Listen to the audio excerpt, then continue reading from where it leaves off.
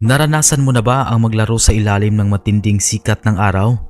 Pumapalo ang init sa sementadong kalsada habang ang mga paa mo ay walang suot, nakayapak. Sino ang mag-aakala na ang batang walang pambili ng kahit pinakamurang sapatos noon ay magiging isa sa pinakamatinding alamat at general sa court ng Philippine Basketball Association o PBA ngayon? Ngayon ay balikan at pag-uusapan natin ang buhay, ang hirap at ang tagumpay ng tinaguriang Coffee Prince ng Philippine Basketball. Siya si Andy Mark Baroka.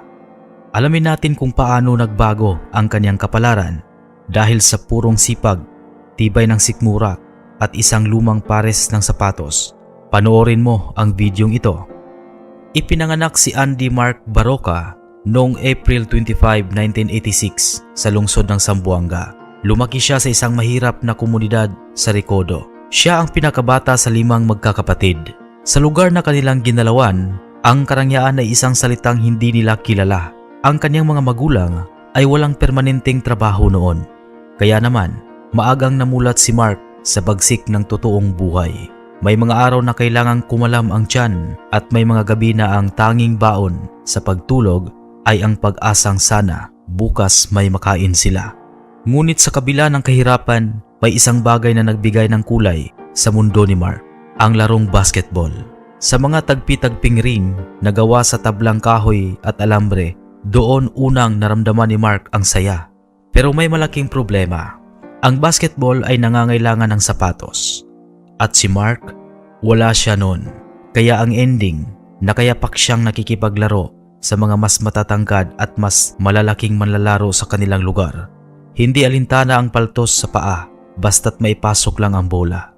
Dahil sa sobrang bilis at liksi ni Mark, hindi lang siya sa basketball napansin. Alam niyo ba na bago naging basketballista ay naging track at field runner muna si Mark Baroka? Oo, tama ang narinig ninyo.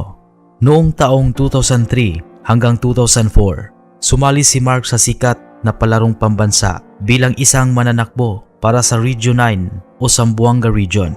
Sa kanyang kaliitan, dahil nasa 5 talampakan at 3 pulgada lang ang kanyang tangkad noon at sa kanyang payat na pangangatawan, binaliwala siya ng marami. Ngunit nagkamali sila. Nag-uwi ng mga medalya si Mark mula sa running events. Ngunit sa likod ng mga medalyang iyon, ang puso ni Mark ay nasa orange na bula pa rin.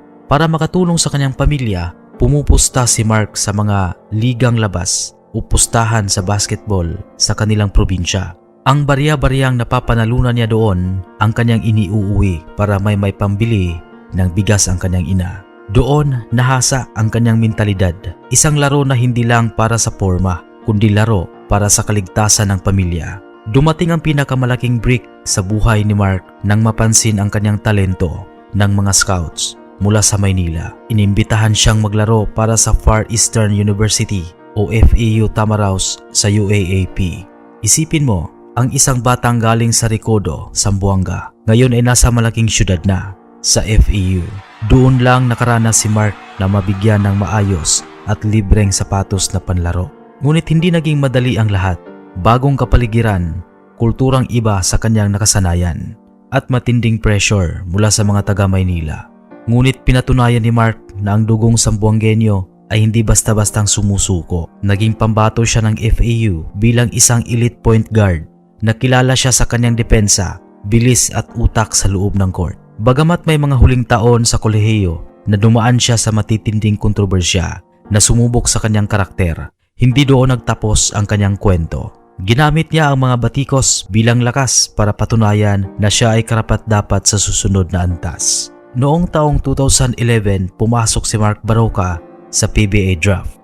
Pangarap niya sanang mapunta sa Barangay Ginebra dahil idolo niya si Val David, pero ibang tadhana ang nakalaan para sa kanya. Pinili siya bilang 5th overall pick ng Showpinas.com at agad na na-trade sa prangkisa ng BMEG Llamados.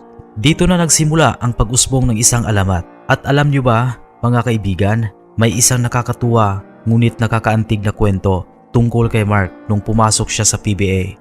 Dahil sa galing niya sa hirap, naging labis na mapagpahalaga si Mark sa kanyang mga kagamitan. Noong rookie year niya, may suot siyang isang pares ng Nike Hyperdunk na sapatos. Dahil naging maganda ang kanyang simula gamit ito, itinuring niya itong isang lucky charm. Pinaniwalaan niya ito ng husto. Kaya naman ginamit niya ang iisang pares ng sapatos na iyon sa loob ng 4 na magkakasunod na season.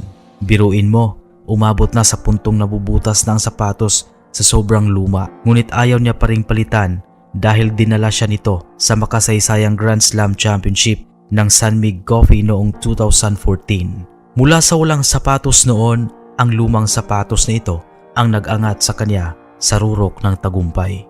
Sa ngayon, si Mark Barroca ay itinuturing na isa sa pinakamatatag at pinakarespetadong veteranong point guard sa kasaysayan ng PBA. Mayroon na siyang 6 na PBA championships, 2 finals MVP awards at napabilang na rin sa mga piling manlalaro na may higit 500 points at 2,000 assists sa liga.